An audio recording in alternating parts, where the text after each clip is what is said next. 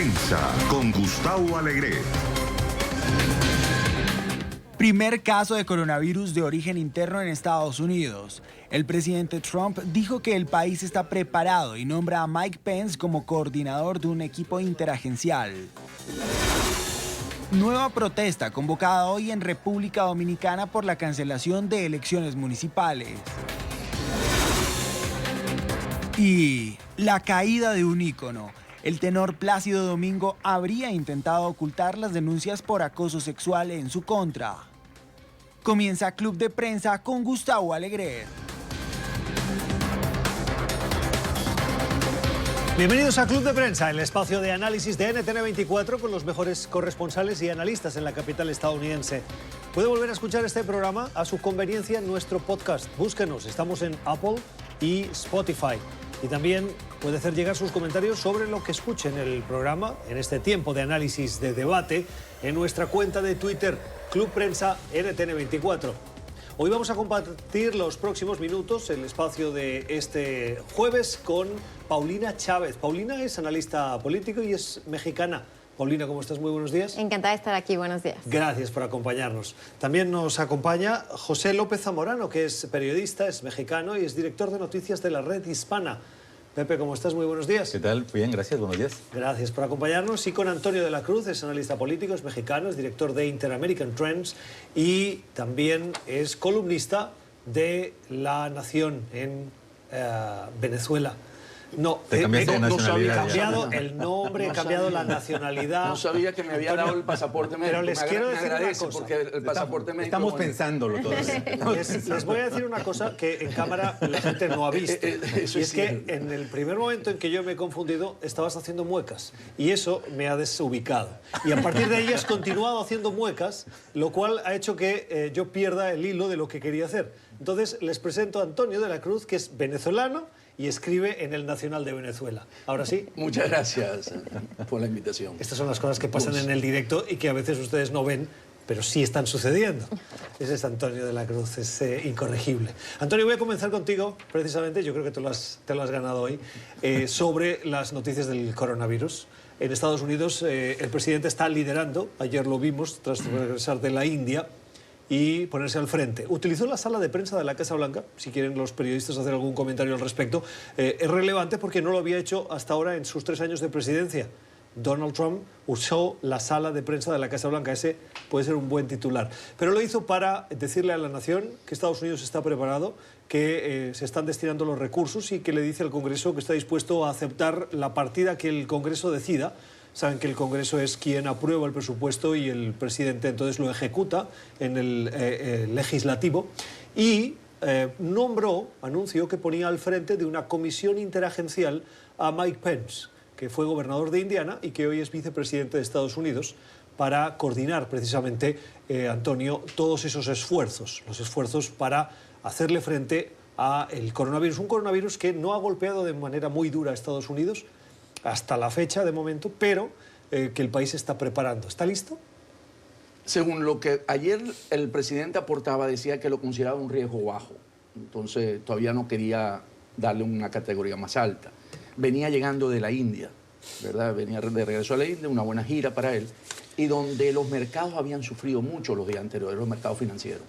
La bolsa ha caído en los últimos 4 días. Entonces eso afecta la gestión de Trump.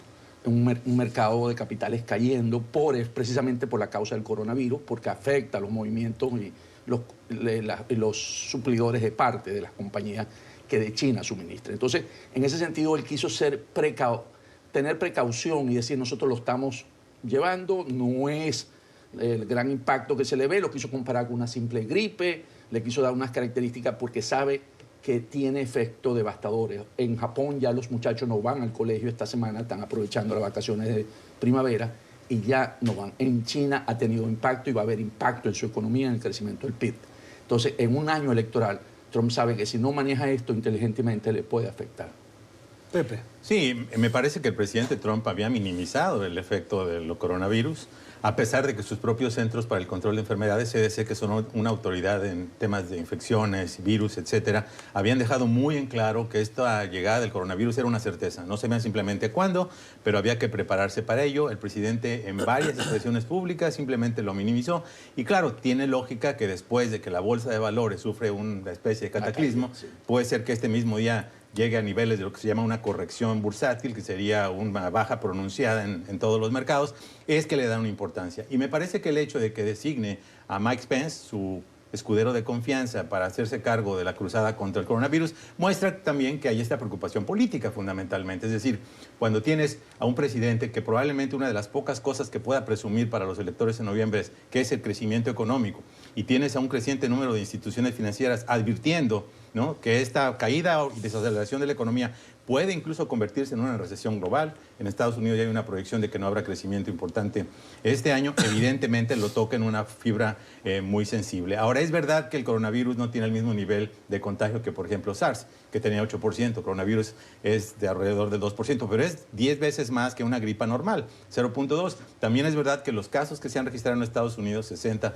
han sido moderados en comparación con los casos fatales en el caso de China y en otros países. Pero eso no quiere decir que Estados Unidos deba bajar la guardia. Qué bueno, así sea por razones financieras, por razones políticas, que el presidente le da esta importancia ahora y que Pence, aunque no es un experto y probablemente hubiera sido ideal, uno de los grandes expertos en el tema que tiene la CDC en Estados Unidos, lo encabezara, pero por lo menos está enviando una señal que le va a dar la más alta importancia política. A mí me dio la impresión que el presidente Trump en su conferencia ayer sí trató de minimizar todavía el impacto que pueda tener el coronavirus aquí en los Estados Unidos. Creo que está en una posición difícil porque evidentemente sabe que una mala respuesta ante esta posible pandemia sería catastrófico para sus aspiraciones políticas, tendría un gran impacto en la economía, como ya lo empieza a tener, y creo que trata de minimizar al decir que efectivamente el riesgo es muy bajo, que todavía se puede evitar, que hay una vacuna que estaría prácticamente lista o que se estaría desarrollando próximamente, cuando los propios expertos también han señalado que al menos tardará un año. Entonces creo que él evidentemente trata de no difundir el pánico, que claramente ha viajado más rápido que el propio virus, pero también creo que él tiene que ser un poco más objetivo y abordar el tema con la evidencia científica que se tiene hasta el momento. El problema es que hay muchas cosas que todavía no sabemos de este virus. Hay cosas que todavía no está claro, como el tema del contagio. Por lo que hemos visto en las últimas semanas, es un contagio que se da a través de que cuando la gente tose o por las superficies. O sea, es un virus que se mantiene en las superficies, pero todavía hay mucho desconocimiento, y creo que decir que Estados Unidos está preparado, si bien efectivamente pues manda esta tranquilidad, que es su principal preocupación, sobre todo a la luz de las respuestas de los mercados financieros, que claramente es su mayor preocupación. Creo que también lo tendría que poner a trabajar en el sentido de que no se sabe todavía ante qué tiene que estar preparado. Por ejemplo, el tema del sistema de salud, por supuesto que será fundamental, pero también el sistema de las disrupciones económicas que se podrían esperar ante la expansión de este virus. Lo hemos visto con China, ¿qué pasaría aquí en Estados Unidos si se tuviera que poner en cuarentena las ciudades más importantes, como ocurrió en ese país? En fin, hay mucha especulación, hay que seguirlo muy de cerca, hay que ser precavidos también para no difundir este pánico, pero creo que también hay que ser muy claros en el sentido de que todavía no tenemos toda la información. Sí, yo pienso que, yendo como los periodistas, él lo hizo precisamente en la sala de prensa para darle esa importancia, porque sabía que iba a tener un impacto también. Entonces, es porque la última vez que usó la sala de prensa fue cuando la Pelosi, ¿verdad? En el registro que yo busqué fue cuando la Nancy Pelosi fue ahí. Entonces él tuvo que dar y usó, porque es el lugar natural donde lo hizo y lo había sacado siempre de ahí. Entonces los periodistas tuvieron que salir con sus cámaras para poderse acomodar, porque los sorprendió ahí. Y en ese sentido, él también le quiso dar ese realce, por volver otra vez como a la normalidad. El presidente Trump sabe de medios y cómo manejar los medios, y por eso él sabe que esto no lo puede descuidar. Él sí descuida el impacto, porque ya tenemos un caso que no es porque haya viajado a alguna de las regiones en Estados Unidos, porque hasta ahorita, como dices tú, Chávez, es por contaminación, ¿verdad?, de que se puede transmitir vía, ¿cómo se llama?, tos o por respiratoria. Y tenemos ya uno que no ha sucedido así. Entonces, esto sí alarma un poco porque ya empezamos a ver que no es solamente se está transmitiendo, porque en Europa, por ejemplo, es contra los que han ido a Italia, en la zona norte. Es lo que más, básicamente ha influenciado lo que se ve en los casos en España y en otros países.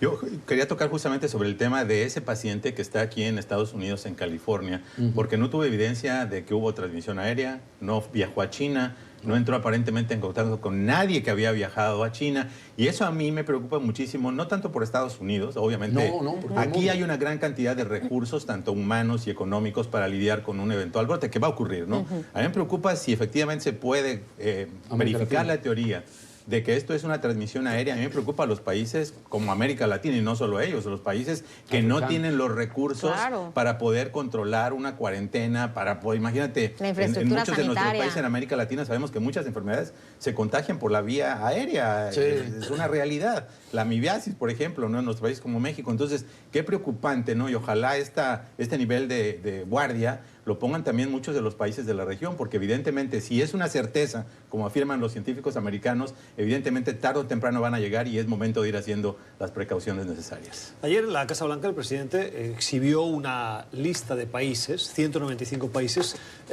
que han sido listados por orden de preparación. La lista incluye pues, efectivos médicos, instalaciones, capacidad de respuesta de vacunas, capacidad de control de fronteras. Hay toda una serie de medidas que hacen que los países estén en esa lista en función de, frente a una amenaza, cómo responden. Estados Unidos está claramente al frente de los países mejor preparados, le sigue Canadá, y a partir de ahí vemos el mapa que él exhibió y que es una lista que avala también la Universidad Johns Hopkins, que es uno de los centros más prestigiados en Estados Unidos de investigación y de estudios de medicina. La lista muestra los países de América Latina y el Caribe que tienen una preparación media, todos excepto Guyana, Venezuela, Honduras y Guatemala. ¿Tiene que estar preocupado el continente latinoamericano? Yo me imagino que sí, supongo que sí. También cuando sabemos que ya ha llegado el primer caso a Brasil, ya ha sido confirmado el primer caso en Latinoamérica, así que sin lugar a dudas tienen que estar preocupados. Yo secundo lo que decía Pepe, la infraestructura sanitaria en diversos países de América Latina no es la ideal para la atención regular de los usuarios. En México, concretamente, hay una crisis importante en este momento en el sector salud, falta de recursos, falta de coordinación, y no me quiero imaginar lo que pudiera ocurrir si llegara esta pandemia a las ciudades que no estén adecuadamente preparadas y en las que efectivamente se pueda registrar un nivel de contagio y de mortalidad sumamente alto. Así que sin lugar a duda creo que tiene que ser uno de los principales temas en la mente de todos los gobernantes. Hay reuniones, hay espacios de análisis, hay intercambio de información que desde luego es muy valiosa, sobre todo de los países en los que ya se encuentran con diferentes casos, concretamente en Italia, en Francia, en Corea del Sur, que está teniendo un gran número de casos. Así que sin lugar a duda será útil, pero es un esfuerzo que apenas comienza. Yo justamente leía que si lo comparamos con otras epidemias o con virus que se comportan de manera similar, es muy probable que efectivamente los casos bajen conforme entramos a los meses más cálidos, el verano, pero es probable que resurjan en el otoño. Así que ahí sí será muy difícil. Yo solamente quería agregar obviamente que es que al respecto de la lista lista, me siento en la obligación de actualizarla porque me dejé algunos países y creo que es importante. La lista tiene como los países menos preparados del continente latinoamericano, de la región latinoamericana, además de Guyana y Venezuela, de Honduras y de Guatemala, hay que añadir también Belice, Bahamas, Jamaica y Haití. Esos son los países de menor preparación. Exacto, de hecho mi comentario era en ese sentido, ¿no? Por la gravedad y potencial peligrosidad de este contagio y el hecho de que estos países carecen de los recursos, yo creo que es el momento de que se realizara una conferencia internacional con la participación del Fondo Monetario Internacional, el Banco Mundial, organismos multilaterales, bancos, la Organización Mundial de la Salud, de tal manera que se puedan ir canalizando los recursos en este momento, no una vez que llegue la pandemia a lugares donde hay altos niveles de hacinamiento, donde hay transmisiones ¿La OMS aéreas. ya ha declarado que esto es una pandemia? ¿Pero dónde están los recursos? No lo ha declarado. Lo declaró una emergencia de salud pública. Sí, pero y no dijo que pandemia. nos teníamos que preparar para una potencial pandemia, pero no ha dicho que esto es una pandemia. no Pero quería yo declarar. no he escuchado, no sé, alguien sí ha escuchado alguna voz aquí a 3 cuadras del Fondo Monetario Internacional y del Banco Mundial, que me parecería sumamente importante que por lo menos dejen abierta la posibilidad de que países que no tienen acceso típicamente a capital que tengan la posibilidad de utilizarlo para una emergencia de este tipo. Abrir un préstamo de emergencia, lo que tú dices que pueda ser disponible para estos países. Exacto. Un préstamo de emergencia es una línea de crédito que en la medida en que el país lo necesite pueden disponer de ella. Por causa de la pandemia. De sí se emergencia. llega a comerse. ¿Cómo veis la nominación de Mike Pence para estar al frente de esa coordinación interagencial? ¿Es Yo no veo la que persona adecuada? Bueno, desde el punto de vista de calificaciones, a lo mejor no, pero le da la visibilidad de que está al lado del presidente, a la sombra del presidente, y puede tener acceso inmediatamente, ¿no? Y él debería tener el poder ejecutivo para ejecutar las acciones que salgan de esa comisión o de lo que estén estudiando. Entonces, en ese sentido, le da visibilidad al mayor nivel. Claramente es un espaldarazo político por parte del presidente Trump, es demostrar que es un asunto suficientemente importante como para poner a su segundo hombre al mando al frente. Pero sí creo que tendría que ir más allá de la señal política, tendría que haber puesto también al frente a un experto en salud pública, a un experto en epidemias, a alguien que tuviera una reconocida trayectoria en esta materia, que seguramente estará trabajando muy de cerca con el vicepresidente Pence, pero sí creo que en este momento es importante, por supuesto, mandar esta señal de que es un asunto de la primera importancia, pero también es un asunto que se tiene que resolver más allá de lo político, se tiene que resolver con conocimiento científico y técnico. Así que creo que eso es lo que faltó en el anuncio de ayer. Sí, yo creo que va a depender mucho de las primeras señales que envía Pence, ¿no? En el sentido de que si va a ser simplemente una especie de manejo político, de control de daños y percepciones públicas, o si efectivamente va a meter las manos al lodo y va a conversar con los expertos de CDC para ver cuáles son las principales medidas. Ahora, se requiere también alguien que maneje el tema en el Congreso. El presidente pidió $1.800 millones, no creo que haya problema en que se los den, pero los demócratas están hablando de $8.500 millones. Entonces, nuevamente, no debería ser el caso, pero estamos viendo que aún en este tema hay desencuentros, y los desencuentros siempre son motivo de dividendos políticos. Entonces, sí, qué bueno que sea una persona política, pero también ojalá haya una alimentación importante de información de los expertos. Ahora, lo que sí creo que cae en un momento particularmente complejo en Estados Unidos, en el cual pues, la clase política quisiera estarle dedicando su tiempo a las campañas, a recaudar fondos, a elegir a sus candidatos, a preparar la elección en noviembre, y al menos es una muestra de lo que tendría que estar ocurriendo en un gobierno, ¿no? Tendría que gobernar, y eso es lo que al menos estamos viendo en estos momentos. Efectivamente, el Congreso se ha alejado un poco de la parte política para entrar también en esta discusión de cuántos recursos son los suficientes. Sería una gran oportunidad para Bloomberg y donar a un fondo de esto unos $1.000 millones. Y Tom Steyer también. Sí, y Tom Steyer también. Que también tiene dinero. Bueno, son las 3:47 de la tarde. Os propongo que cambiemos de asunto. Plácido Domingo otorgará uno de los considerados mejores tenores del mundo, y puede que lo sea, pero su nombre está ya mancillado, está manchado por acusaciones de abuso de poder y acoso sexual. La consecuencia de esto ha sido que se han cancelado ya algunas de sus actuaciones y le han rescindido algunos de los contratos que él tenía. Las últimas dos noticias que afectan a este caso, que manchan o que ensombrecen la figura de Plácido Domingo, vienen acompañadas, una por una investigación del Sindicato de Artistas Musicales de Estados Unidos. Una investigación que ha llevado a cabo este sindicato ha revelado que durante 2 décadas, como mínimo 2 decenas de personas habrían sido sujeto de ese acoso y de ese abuso de poder.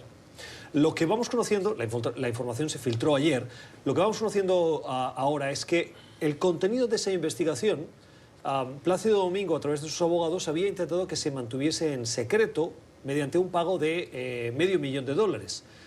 Y la consecuencia de la filtración ha sido que, por ejemplo, en el Teatro La Zarzuela de Madrid se han cancelado 2 obras de la obra conocida como Luisa Fernanda, que estaba prevista para el 14 y 15 de mayo, en la que tenía que participar Plácido Domingo.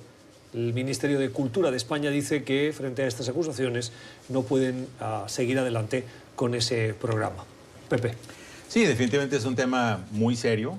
Que se haya generado la confusión sobre la posibilidad de que estuviera comprando básicamente Plácido Domingo su exoneración es un tema muy grave que requiere clarificación.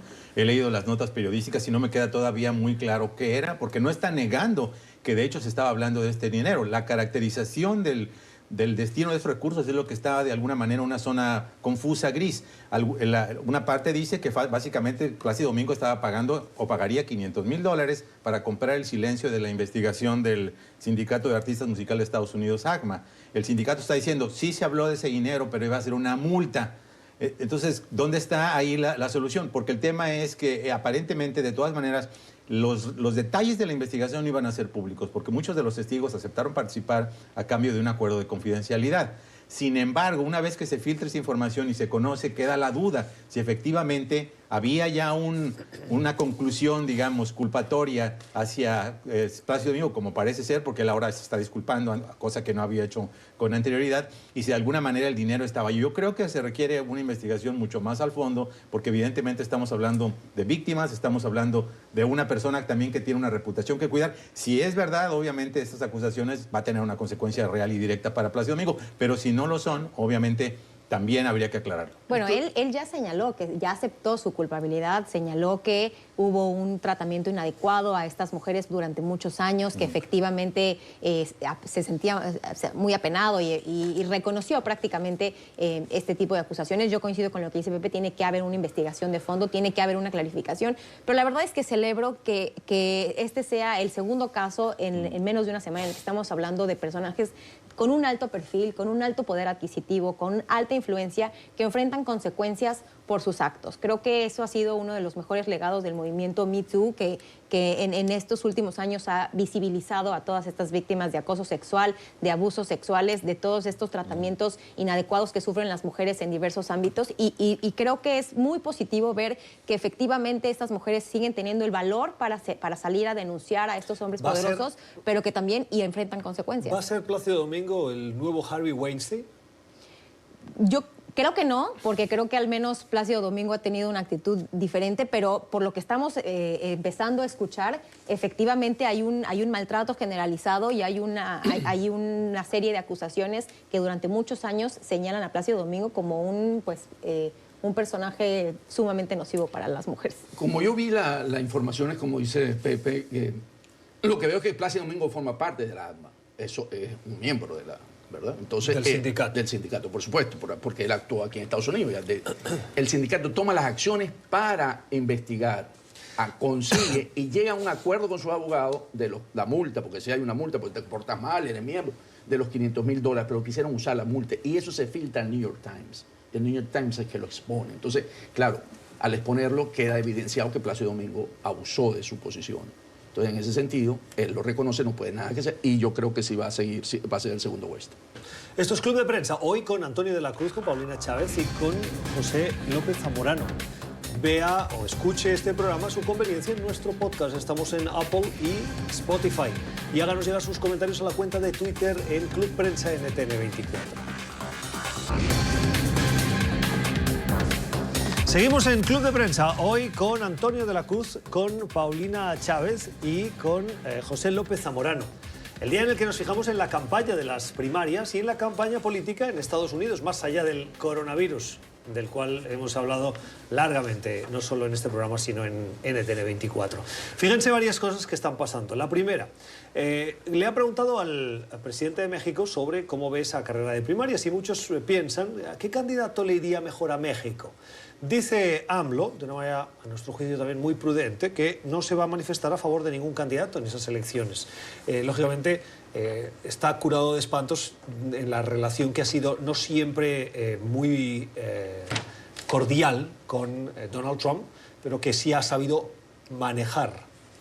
Sí, creo que no hay ninguna sorpresa. Es esperado que al menos públicamente el presidente de México, no solamente López Obrador, sino tradicionalmente los presidentes, pues se mantienen ajenos al proceso electoral de Estados Unidos y de cualquier nación. A México le conviene tener una buena relación con quien sea que llegue a la Casa Blanca en noviembre, ya sea que continúe el presidente Trump o que continúe o que sea electo un candidato demócrata, ¿no? Ya tuvimos el desaguisado en el cual el presidente Enrique Peña Nieto invita al candidato Donald Trump a México, y lo cual tuvo una serie de consecuencias y un impacto profundamente negativo para él y su presidencia, aunque al final del día, bueno, pues resultó ser una apuesta positiva, pero que dañó la relación con los demócratas. Así que creo que está ese aprendizaje, creo que no hay ningún tipo de sorpresa y creo que también es evidente que el presidente mexicano pues le ha invertido a su relación con el presidente Trump, ha satisfecho todas sus demandas migratorias, de seguridad, comerciales, se ha ajustado a prácticamente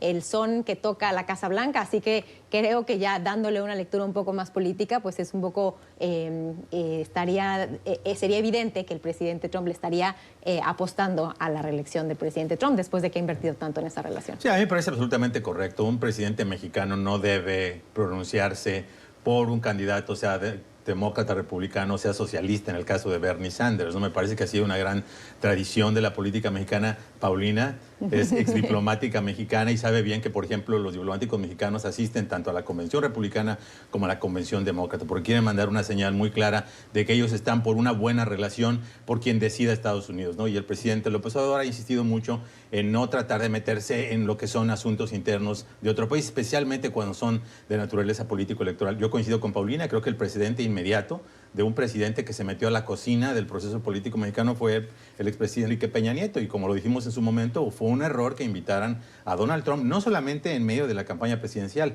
sino que le dieran la estatura como de estadista, lo recibieron en Los Pinos, que es la residencia oficial mexicana, lo pusieron en un templete, básicamente como si hubiera sido el helicóptero. Nadie va a saber hasta qué punto eso le ayudó a Donald Trump, que según no mal recuerdo andaba medio tropezándose en esas épocas, y hay millones de mexicanoamericanos en los Estados Unidos que votan, y al final un 30% de los latinos, la mayoría mexicanos, votó por Donald Trump. Entonces no sabemos hasta qué punto efectivamente el pasado gobierno mexicano tuvo una injerencia real y directa, ¿no? Aunque fuera de esa manera en las elecciones presidenciales. A mí me parece muy oportuno que el presidente no se pronuncie.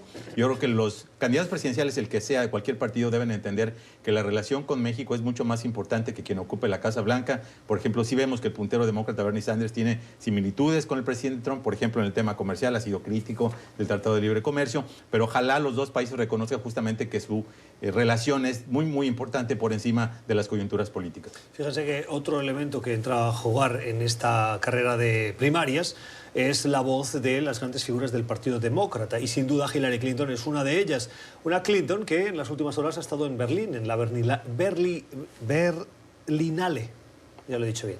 Es el Festival de Cine de Berlín. Ella ha ido a promocionar su documental, un documental que habla sobre su trayectoria política y que se presentó en esa cita del cine de calidad, a mi juicio. Y dice Hillary Clinton que deja atrás ese desafortunado comentario que hizo en su momento, en el que hablaba de Bernie Sanders como la persona que a nadie quiere trabajar con él, que a nadie le gusta. Y en esta ocasión aseguró Antonio que va a apoyar al candidato que salga nominado de ese proceso de primarias del Partido Demócrata, como cerrando la página de la polémica. ¿La va a conseguir cerrar? En este momento ella busca que el candidato que sea contra Trump, ella lo va a apoyar. ¿Por qué? Porque ella sufrió la derrota contra Trump y hay una animadversión contra Trump. Entonces, el candidato que sea, si así sea Bernie Sanders, ella lo apoyaría, porque dentro del Partido Demócrata hay una discusión si el partido estaría todo detrás de él si él fuese el candidato. Han empezado a surgir voces que dicen que no votarían por Sanders, así sea él el candidato. Entonces, lo que hace Hillary Clinton en este momento es básicamente decir, todos debemos unirnos contra Trump. O sea, no es porque sea Bernie, es porque es un voto anti-Trump. Pero es interesante, ¿no?, el debate del grupo de ciudadanos que antes que aceptar a Bernie Sanders van a preferir votar, aunque sea con una pinza en la nariz, a Donald Trump, y están los republicanos moderados que estarían con Bloomberg o con Joe Biden, pero que en el momento en el que tienen que escoger el candidato demócrata, si es Bernie Sanders, dicen de ninguna manera, antes preferimos que continúe Donald Trump. Sí, yo creo que la expresión de Hillary fue muy cautelosa. No mencionó el nombre de Sanders, como tampoco mencionó el nombre del presidente, y creo que de alguna manera refleja una de las preocupaciones que tienen muchos demócratas, en el sentido de que, si bien es cierto que Bernie Sanders tiene en este momento las mayores probabilidades de ganar la nominación, porque las personas que votan en las primarias tienden a ser los más militantes y probablemente los más ideologizados, esa ventaja que tienen las primarias puede ser su gran desventaja a la hora de las elecciones generales, porque este país típicamente vota en el centro político, aunque la geometría política de Estados Unidos es mucho más reducida que nuestras izquierdas en América Latina, que tienen posiciones mucho más extremistas,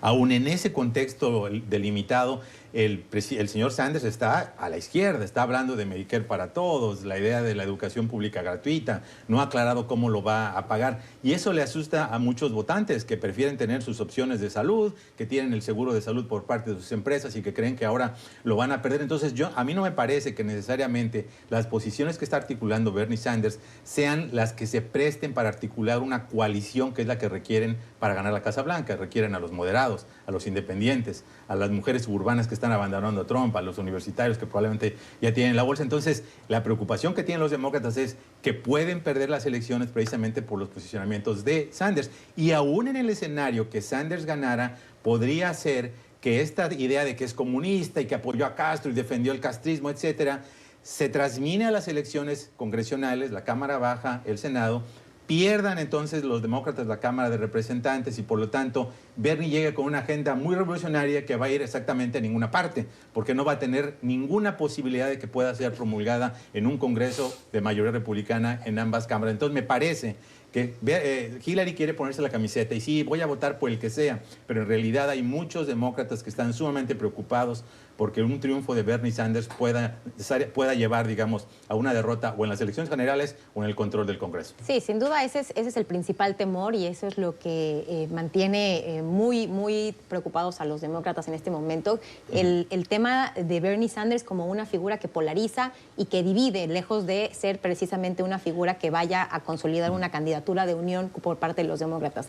Ahora, también creo que sería interesante que los seguidores de Bernie Sanders, así como el propio Bernie Sanders, igualmente señalaran que si van a apoyar a quien sea que sea el candidato demócrata, porque lo vimos en las elecciones hace 4 años, cuando resultó electa Hillary Clinton como la candidata demócrata, que si bien Bernie Sanders sí efectivamente, digamos que expresó su apoyo, pero no necesariamente movilizó a sus simpatizantes, se mantuvo esa división que al final probó ser fatal para las aspiraciones políticas de Hillary Clinton. Así que creo que tendría que ser algo que vaya en las dos vías. Efectivamente, creo que Hillary Clinton es el adulto en el cuarto en el que nuevamente pues señala que hay un enemigo muy visible, hay una amenaza para la democracia y la pone en la posible reelección del presidente Donald Trump, pero creo que tendría que ser un tema de unión y que todos los candidatos, incluidos Bernie Sanders, hagan el mismo pronunciamiento, apoyarán a quien resulte nominado. De hecho, yo estuve en la Convención Demócrata de Filadelfia y muchos periodistas compartimos esta coincidencia de la emoción tan grande que había de los partidarios de Bernie Sanders. Literalmente estaban llorando en las calles porque pensaban que la nomenclatura del Partido Demócrata les había puesto el pie para que se tropezaran y que no había sido una elección justa. Y como bien dices, eso se mantuvo hasta el final de la contienda y nunca hubo un elemento de conciliación entre ambas partes. Oye, ¿qué me contáis de esa polémica que ahora gira en torno a un super PAC, que es un comité de apoyo que puede recolectar cantidades ingentes ilimitadas, para ser precisos, de recursos y que los puede destinar para apoyar a candidatos? Apoya al presidente Trump y lo que ha hecho ha sido en Carolina del Sur, donde se van a celebrar estas próximas primarias que son claves para Joe Biden. Si no las gana, muchos dicen es tiempo para él para retirarse, pero va adelante en las encuestas. Bueno, pues el Super PAC lo que ha hecho ha sido distribuir en las cadenas de televisión locales un anuncio en la que asegura que Joe Biden es criticado por Barack Obama y una voz en off, una voz que vemos de fondo en el anuncio, les dice Joe Biden no cumplió las promesas y trató mal a nuestra comunidad. Y entonces pasa a escucharse la voz de Barack Obama leyendo fragmentos de un libro, un audiobook que se llama Dreams from My Father, Sueños de mi padre, en el que se describe cómo la comunidad afroamericana ha sido maltratada por los políticos, pero en ningún caso ese fragmento hace referencia a Joe Biden. Lo que pasa es que está presentado como si se refiriese a Joe Biden. Lo que uno ve aquí, Gus, es que lo que ocurre es que Trump realmente al candidato que le teme dentro de los demócratas es a Biden, porque vuelve a meter, cuando Biden empieza a tomar un poco de oxígeno y se ve que va a ganar la Carolina del Sur, y hoy se estaba hablando, la última encuesta, que podía sacar hasta 20 puntos. De hecho, Bernie no va a estar ahí, sino Bernie se está yendo a... Al supermartes. No, pero se está yendo al estado de la senadora... ¿Texas? No, al norte. Minnesota. No, al norte. Wisconsin. Donde es la senadora... Warren. Warren. Massachusetts. Se está yendo a Massachusetts el sábado y domingo para competir ahí a ver si él termina de aniquilar porque si ella pierde ahí, ella va a tener muchas dificultades para poder subir. Entonces, si ella lo logra, él podría consolidar todo el grupo liberal dentro del Partido Demócrata. Ajá. Entonces, el grupo del presidente Trump ataca a Biden nuevamente cuando Biden puede, después de esta, si saca unos 20 puntos, se vuelve a posicionar como un candidato que podría competirle al senador Bernie Sanders. Entonces, vuelve a mostrar el equipo de Trump el temor que le tiene el uso de la guerra sucia en esta campaña que vemos ya tan al principio, ¿es un indicador de lo que viene? Sin duda. Yo creo que apenas estamos viendo las primeras señales. Creo que se va a poner mucho peor. Hemos visto estas noticias en las cuales se habla de una injerencia rusa nuevamente, tanto para ayudar al presidente Donald Trump como para ayudar a el candidato Bernie Sanders, según lo habrían reportado algunas agencias de inteligencia, a quien perciben como quien sería el rival ideal para el presidente Trump, para garantizar la reelección del presidente Trump. Creo que es algo que apenas comienza y creo que aquí los candidatos tienen que rehusarse a caer en la tentación de utilizar estos medios digitales también para manipular las imágenes y la verdad. Lo vimos también después del debate, un video de la campaña de Mike Bloomberg en el cual igual manipulaba un poco las imágenes del debate como para hacer quedar bien al propio Bloomberg, en la que señalaba que él era el único que tenía una empresa exitosa o que tenía alguna relación con el tema de los negocios, y ponía a todos los candidatos en imágenes como si estuvieran pensando, como si no supieran de lo que estaban hablando. Entonces creo que es una tentación real con todos los medios digitales y electrónicos al alcance, pero creo que para salvaguardar la democracia creo que también tiene que haber una parte de responsabilidad de todos los involucrados. Hay una realidad, los ataques funcionan, la guerra del lodo funciona. Hemos visto muchas elecciones en Estados Unidos donde medias verdades o mentiras completas que después se retractan tienen un efecto inmediato en el ánimo del electorado. Yo ya estoy viendo las propagandas de Donald Trump contra Bernie Sanders y finalmente queda Bernie Sanders porque lo va a comparar con Fidel Castro y el comunismo. En nuestros propios países, acuérdate, todo el mundo comparaba con Chávez, etcétera, ¿no? Entonces es una realidad. Ahora, yo coincido con Antonio, yo creo que Trump le tiene mucho más miedo, no necesariamente a Biden, sino a quien personifique lo que es una posición moderada del Partido Demócrata. Yo creo que también podría tenerle miedo a Pete Buttigieg, porque Pete Buttigieg ha mostrado... Pero él dice que le gustaría que ganara Pete Buttigieg en un tweet. Bueno, pero eso lo dice, claro, para evidenciar está muy que crédulo no. el día de hoy, Antonio. Sí, Antonio. Y me da la después de la cuaresma. Sí, yo creo que es esa preocupación. La cuaresma acaba de comenzar. Lo que terminó es el miércoles de ceniza. Antonio, estás un poco desubicado hoy, ¿no? Ahí ya fue el rebote de la primera. Cerramos, que tengo que irme a la Bueno, sí, lo decía. Yo creo que le tiene miedo a un candidato moderado por precisamente lo que decía, porque tendría la capacidad de construir una coalición que sí tendría muchas más posibilidades de derrotar a Trump. Es verdad que las encuestas muestran que Sanders le podría ganar, pero también es verdad para el resto de los demócratas y creo que un moderado en esta elección tiene más probabilidades de vencer a Trump. Aquí les revelo lo que me comentó una persona dentro del Partido Republicano.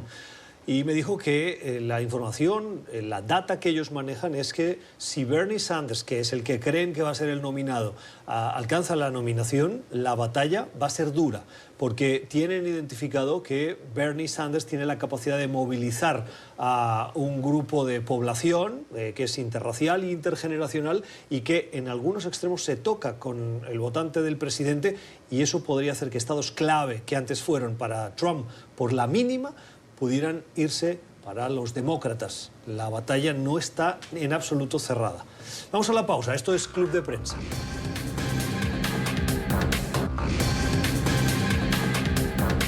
Seguimos en Club de Prensa. Nos fijamos en República Dominicana. Hoy están de Día Nacional de Fiesta de la Independencia. 168 años desde que Dominicana se separó de Haití. Y la celebración viene manchada por las protestas sociales que también lidera la oposición al gobierno de Danilo Medina por la suspensión de las elecciones municipales que han sido convocadas para una nueva cita extraordinaria. Esto cuando quedan poco más de 2 meses para las presidenciales. El país está dividido y las acusaciones de mala gestión, de fracaso en la organización de esas elecciones municipales pesan sobre Danilo Medina. Antonio. Sí, ¿qué pasó en República Dominicana? Hubo unas primarias, recordemos, para las elecciones presidenciales. Y el candidato que ganó fue desconocido por el expresidente anterior, ¿verdad? Leonel Fernández. Leonel Fernández. Y él disputó esa manera de cómo se hizo la elección. Él dijo que no y está todavía como precandidato y por lo tanto puso en cuestionamiento el sistema electoral.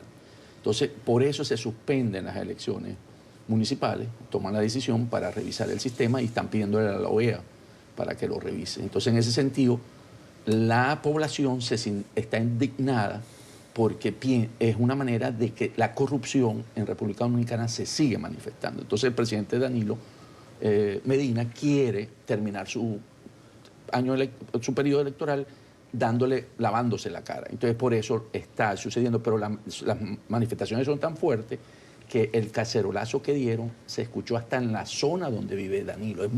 Hay un gran rechazo. Entonces, ¿qué pasó?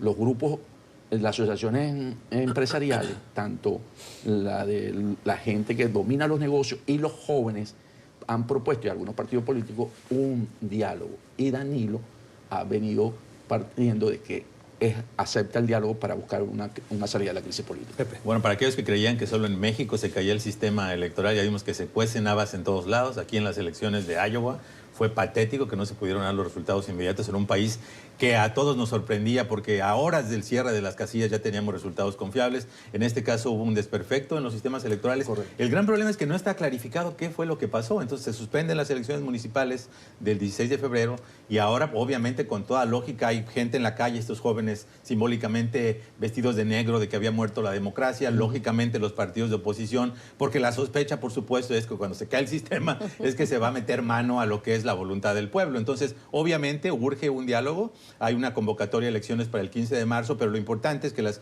fuerzas políticas clarifiquen esto y que se vuelvan a realizar elecciones en condiciones de equidad, de transparencia, que permitan que el resultado, cualquiera que sea, esté libre de sospecha. Tengo que ir a la pausa. Paulina, ya te doy la palabra, pero aquí siempre me hago la reflexión siguiente. Yo creo que en Dominicana, más allá de lo que causó esa alteración de ese sistema de recogida de votos electrónicos, la Junta actuó bien. Quiero decir, en otros procesos electorales en los que ha habido manipulación de votos, se cae el sistema 2 horas antes de cerrarse los colegios y se recupera después con un resultado que cambia las tendencias. Y se dan por buenos los resultados. Al menos en este caso, 4 horas después de haberse comenzado, cuando no había casi ni tendencias, se suspenden las elecciones. De acuerdo, hay protestas, pero como mínimo no se continúa con una jornada electoral en la que el resultado hubiese sido puesto en duda. Ahora al menos se pone en duda el sistema y se vuelven a convocar elecciones, lo cual me parece que en los escenarios es el menos malo de los posibles escenarios, ¿no creéis? Sí, yo creo que hay diferencias importantes respecto a los casos de fraudes electorales o de otros episodios similares que hemos tenido en América Latina, pero yo coincido con lo que dice Pepe. Pepe me ganó mi comentario, justo iba en el sentido de que nadie le puede pues, reprochar a los latinoamericanos que tengan este sospechosismo, como decimos en México, respecto a los temas electorales. Siempre hay este temor de que efectivamente los resultados sean manipulados por una larga historia que tenemos en ese sentido. Yo lo que destaco de lo que pasa en República Dominicana son estas protestas vigorosas pero pacíficas que han involucrado a los jóvenes, que han involucrado a los partidos de oposición y que claramente están teniendo este efecto. Así que lo que hay que destacar es eso, que el público está atento, está vigilante, está activo y es lo que está obligando a que efectivamente el gobierno dé respuestas y actúe en consecuencia para respaldar esta crisis, para resolver esta crisis. Estamos en Club de Prensa. Suscríbase a nuestro podcast. Estamos en Apple y Spotify. Y también nos puede encontrar en la cuenta de Twitter donde puede hacer llegar sus comentarios. La cuenta es Club Prensa NTN24.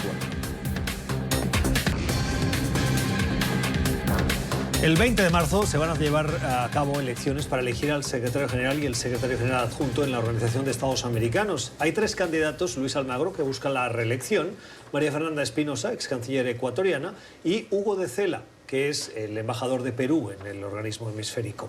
Hay un artículo hoy que publica Antonio de la Cruz que advierte que a falta de esas 3 semanas hay muy poca probabilidad de que Luis Almagro consiga los votos. Dice Antonio en su artículo, que publica hoy en el Nacional de Venezuela, que Almagro no tendría los votos necesarios. Un artículo que ha sorprendido por tus posicionamientos, Antonio, precisamente al respecto de Venezuela. Almagro asegura que tiene ya los 18 necesarios, a pesar de que hay otros 2 candidatos que están en la liza. Y tú dices que los números no te salen en tu artículo. ¿Por qué? Fíjate, ¿qué ocurre? Que hay un enfrentamiento entre Cuba directamente, porque le afectó mucho la gestión de Almagro cuando se mete con Venezuela por la democracia y por los derechos humanos. realmente Almagro es el que destapa todo el caso venezolano, lo ha venido denunciando como la dictadura, y en ese sentido a Cuba le ha afectado mucho porque ha tenido dificultades. Entonces, Cuba, en una estrategia para sacar a Almagro, porque sí es un enfrentamiento de Cuba contra Almagro, hace una alianza con Canadá para apoyarla en un puesto del Consejo de Seguridad, en unos votos del Caribe y del África, ¿verdad? Le garantiza eso. Entonces, alinean a la canciller o a la ministra de Defensa de Correa como la candidata, que es Espinosa, la ecuatoriana, que no es apoyada por Ecuador, sino es lanzada por las islas de San Kitts y San Nevis, y al el embajador, como lo dijiste, de Cela. Esos dos candidatos tienen el apoyo de la isla en ese sentido. Entonces, CARICOM apoya y rompe en el Grupo de Lima con de Cela, que lo presenta el presidente del Perú, Vizcarra. Entonces, al dividir el voto, entonces tenemos 13, los cuentas mías me dan 13 con ¿cómo se llama? Espinosa, y 5 con Canadá está apoyando a De Pero Cela. como en resumen, tengo que terminar. Entonces, lo que queda para Almagro son 16. Bueno, los detalles Y se de necesitan artículo, 18. Y se necesitan 18. El artículo lo encuentran hoy en las páginas de El Nacional de Venezuela. El futuro de Almagro depende de un hilo, según los cuentas que hace Antonio de la Cruz. Hasta aquí nuestro Club de Prensa de hoy. Gracias por la generosidad de su tiempo. Les deseamos una feliz jornada. Mañana volvemos.